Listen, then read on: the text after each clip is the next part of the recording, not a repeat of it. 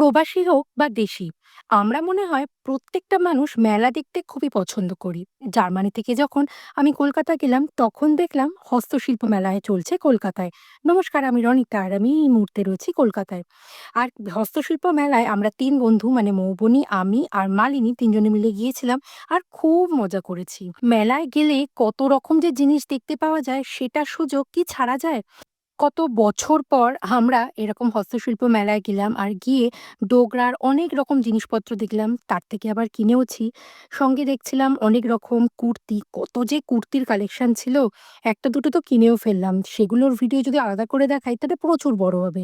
তারপরে অনেক রকম হার চয়েস করলাম, সেখান থেকে হার কিনলাম, টুকটুক করে অনেক কিছু শপিং করেছি।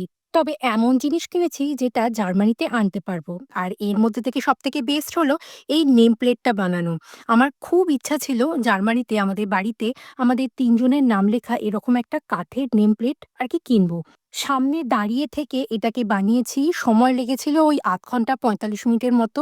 কিন্তু লাস্টে যখন এন্ড রেজাল্ট এলো সত্যিই খুব অবাক হয়েছিলাম। দারুণ সুন্দর লাগছে।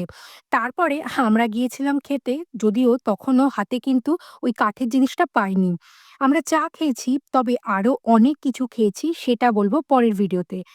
তারপর সোজা চলে গেলাম বড়ির দোকানে। জার্মানিতে আনার জন্য কিছু বড়ি কিনিলাম, যার মধ্যে থেকে মজার লেগেছে এই হলুদ কালারের ঝোল বড়িটা। সত্যিই খুব টেস্টি খেতে।